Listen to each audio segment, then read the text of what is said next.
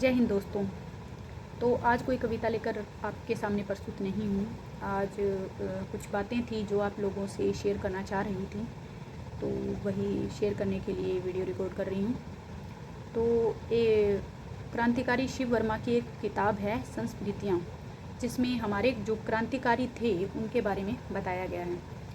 ठीक है, उस बुक को पढ़ने के दौरान मुझे एहसास हुआ कि जो उस समय की परिस्थितियाँ थी और जो आज की परिस्थितियाँ हैं उनमें कुछ ज़्यादा अंतर है नहीं। वैसे उसमें लिखा था कि जब स्वतंत्रता संग्राम के दौरान हमारे जो क्रांतिकारी थे, हमारे जो फ्रीडम फाइटर्स थे, वो जेल में थे, जेल में भूख हड़ताल कर रहे थे। तो भूख हड़ताल थी जो सरकार उस भूख हड़ताल को अनदेखा नहीं कर पा रही थी। अनदेखा नहीं कर पा रही थी, इस बात का हमें सबूत कैसे मिलता है कि सरकार उन्हें ज़बरदस्ती उनकी भूख हड़ताल को तोड़ने की कोशिश कर रही थी, उन्हें तरह तरह के लालच दे रही थी। इवन कुछ क्रांतिकारियों के साथ ज़बरदस्ती की जा रही थी, उन्हें ज़बरदस्ती दूध पिलाया जा रहा था। वो ट्यूब के थ्रू दूध पिलाया जा रहा था, जिसमें मैंने पढ़ा कि बहुत सारे क्रांतिकारियों के फेफड़े तक मतलब जल गए थे। मतलब बहुत ही अमानवीय तरीके से उनके साथ व्यवहार किया जा रहा था। ठीक है, लेकिन यहाँ पे एक बात बिल्कुल तय थी कि सरकार उन्हें अनदेखा नहीं कर पा रही थी, क्योंकि सरकार को पता था अगर क्रांतिकारियों को कुछ भी हुआ तो उसका असर है जो पूरे देश पर होगा।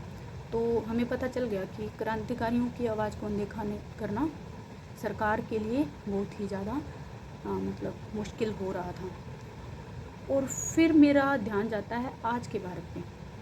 आज हमें पता है कि क्या हो रहा है कि सोनम वांगचुक, जिसके बारे में शायद ही कोई हो जो उनके बारे में नहीं जानता हो। सोनम वांगचुक भूख हड़ताल पर बैठे हैं, सब जानते हैं। ठीक है, कुछ लोगों को लगता भी है कि वो तो अपने लद्दाख के लिए अपने एरिया के लिए लड़ रहे हैं, लेकिन ऐसा नहीं है। वो खड़े हैं, वो भूख हड़ताल पर बैठे हैं ताकि हमारी जो एजुकेशन हमारा जो एजुकेशन सिस्टम है, हमारी जो शिक्षा व्यवस्था है, वो सही हो सके, वो बेहतर हो सके। वो लड़ रहे हैं, वो खड़े हैं ताकि हमारा पर्यावरण सुरक्षित हो सके, हमारे पर्यावरण को संरक्षण मिल सके, हमारा जो हिमालय है वो बच सके, हमारे जो प्राकृतिक संसाधन है उनका संरक्षण हो सके। वो खड़े हैं, वो लड़ रहे हैं, वो सरकार के खिलाफ खड़े हैं। किसके लिए? हमारे लिए, ताकि हमारा जो भविष्य है ना, हमारा जो आने वाला कल है ना, वो सही हो सके, वो बेहतर हो सके। मैं ये नहीं कह रही कि जो 1947 से जो आज़ादी से पहले की जो परिस्थितियाँ थी और आज की जो परिस्थितियाँ सेम नहीं है एक जैसी।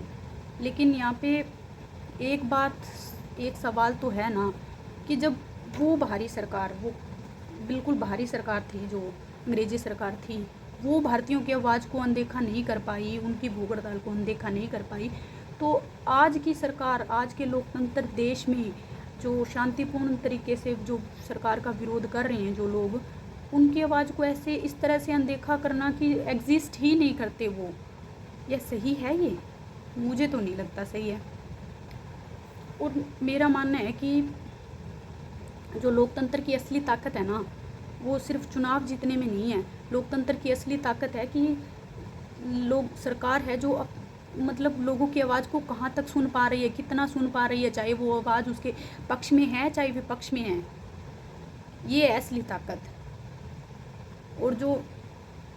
और इसी बात से समझ आता है कि इतिहास सिर्फ पढ़ने के लिए नहीं होता, इतिहास होता है हमें आईना दिखाने के लिए। और लोग कहते हैं ना कि इतिहास खुद को दोहराता है।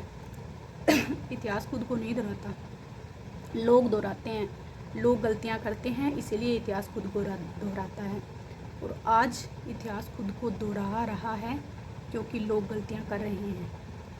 वो जैसी भी परिस्थितियां थी, आज एक लोकतंत्र देश में हैं, और एक लोकतंत्र देश के नागरिक होने के नाते हमारे क्या कर्तव्य हैं, इसके बारे में हम सबको पता होना चाहिए। और हमें जितना भी हम कर सकते हैं वो हमें करना चाहिए। तो जय हिंद, जय भारत।